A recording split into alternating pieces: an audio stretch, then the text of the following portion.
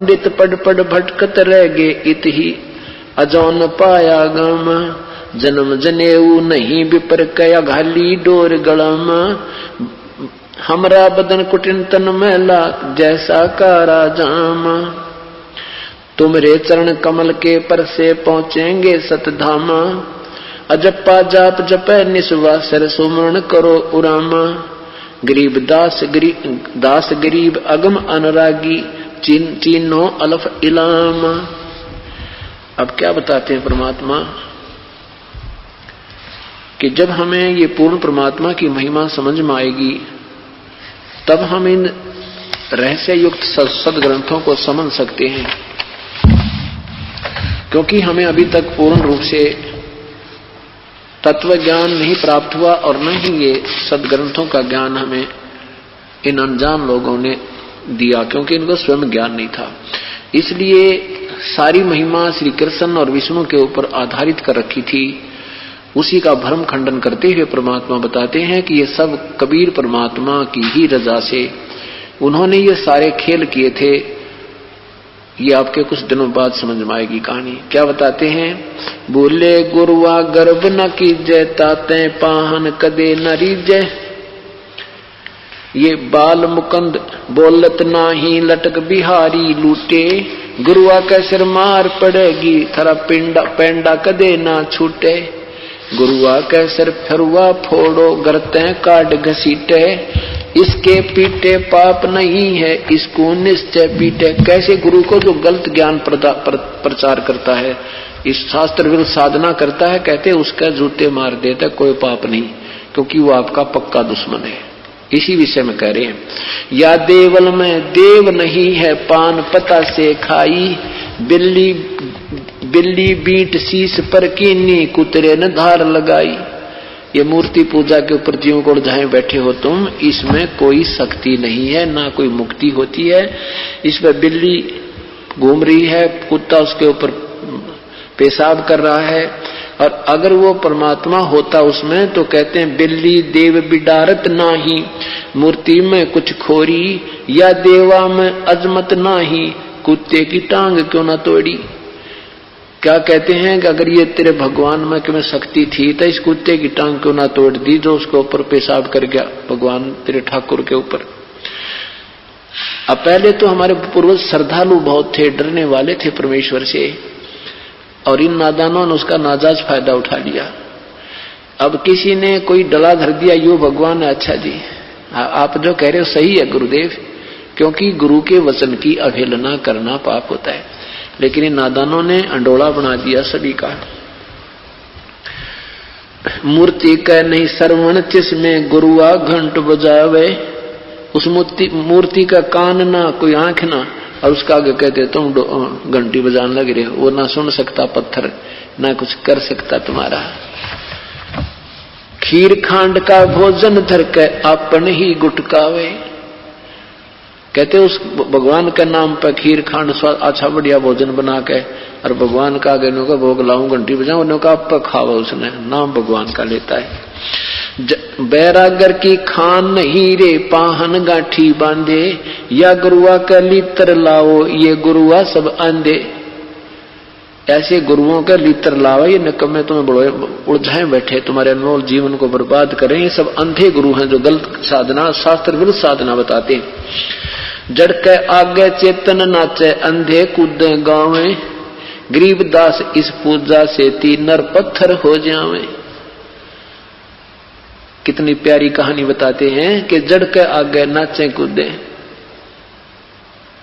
और गाँव में इस पूजा से कहते नर भी पत्थर हो जाते हैं। यही कारण है कि बेचारे भक्तिहीन हो जाते हैं, भावना रही कि नहीं, ना उनके कोई काम ठीक से हुए और अब गुटी सूटी लाने लगे, आपस में खेचातानी लड़ाई झगड़े पत्थर हो गए। अब किसी की मानते नहीं। के बताते हैं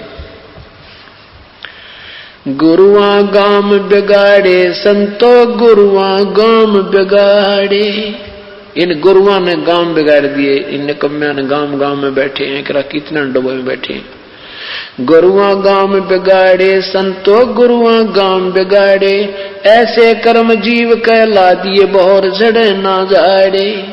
ऐसे उल्टा ज्ञान फिट कर दिया, ऐसी शास्त्र विरुद्ध ज्ञान से साधना पर इतने आधारित कर दिए, अब ये कहने से भी नहीं मानते। पत्थर को परमेश्वर कहते या नंदा बड़बारी। अब कबीर साहब, गरीबदास साहब, आदरणीय गरीबदास साहब, पूज्य कबीर साहब जी तथा अन्य महापुरुष परमेश्वर से परिचित होने के उपरांत जब तत्व ज्ञान बताने लगे तो लोग कहने लगे तुम निंदा मत करो किसी की। जैसे आज दास के साथ यही स्थिति है, हम कहते हैं सच्चाई और अनजान लोग कहते हैं आपके महाराज जी तो सबकी निंदा करते हैं। परमात्मा कहते हैं निंदा तो तुम कर रहे हो नादानो, उल्टा ज्ञान दे करके। तो क्या बताते हैं, तुम पत्थर को परमेश्वर कहो ये निंदा है कि गारी। सबसे बड़ी निंदा, सबसे बड़ी उल्ट काम तो तुम कर रहे हो। तुम हो निंदा के पात्र कि तुम गलत मार्गदर्शन कर रहे हो। पाहन को परमेश्वर कहते ये निंदा बड़ भारी, या की मोहे समझना पड़ी तुम पूजा कर हो अकेगारी। या जो हड़का जल भर कह लाए चरना अमृत ठहराए, और जड़ के चरण धो कह दीने चेतन को फिर पाए।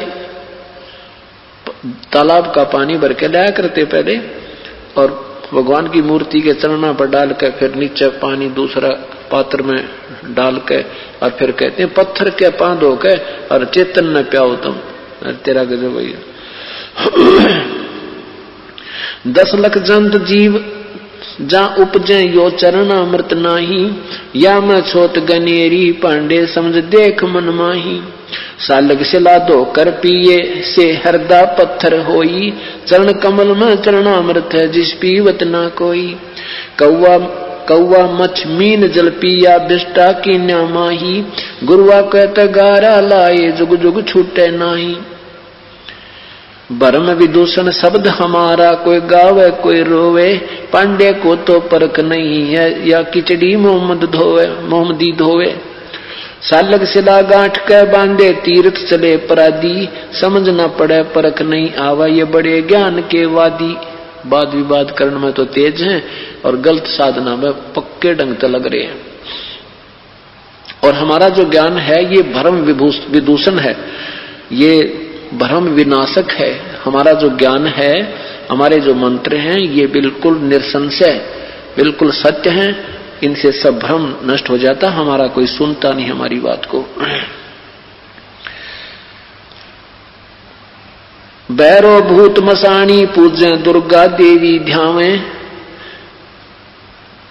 उती कह तो तब ही बाजे बकरे आण कटावे। बेड़ पूछ को पंडित पकड़े बादो नदी बिहंगा, गरीबदास व भवजल डूबे नहीं साध सत्संगा। परमात्मा की प्यारी आत्मा आदरणीय गरीबदास साहिब कहते हैं कि वो इस संसार रूपी 84 लाख योनियों में डूब जाएंगे, इन्हीं में पड़े रहेंगे जिनको संत का सत्संग नहीं मिलता। ये शास्त्र विरुद्ध साधना एक भेड़ की पूंछ पकड़ के दरिया को, भादों के अंदर जो दरिया बहकर चलती है उस समय, और भेड़ की पूंछ को पकड़ के पार करने की जो सलाह देता है, तो उसके विषय में कहते हैं कि भेड़ पूछ को पंडित पकड़े भादो नदी बिहंगा, गरीबदास वो भवजल डूबे जिनको नहीं मिला साध सत्संगा। जिनको परम संत का सत्संग नहीं मिला वो 84 लाख योनियों में डूब जाते हैं।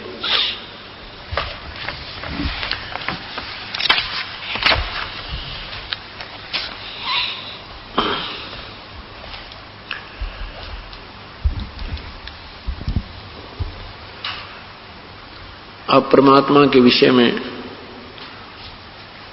चर्चा चल रही है कि वो पूर्ण परमात्मा कौन है। वो परमेश्वर चारों युगों में आते हैं। जब परमात्मा द्वापर युग में आए थे उस समय उनका नाम करुणामय था, और परमेश्वर के शिष्य एक सुदर्शन नाम के शोभच अर्थात वाल्मीकि जी, वाल्मीकि जाति में उनका जन्म था। वो प्यारी आत्मा परमेश्वर की सच्चे शिष्य बने,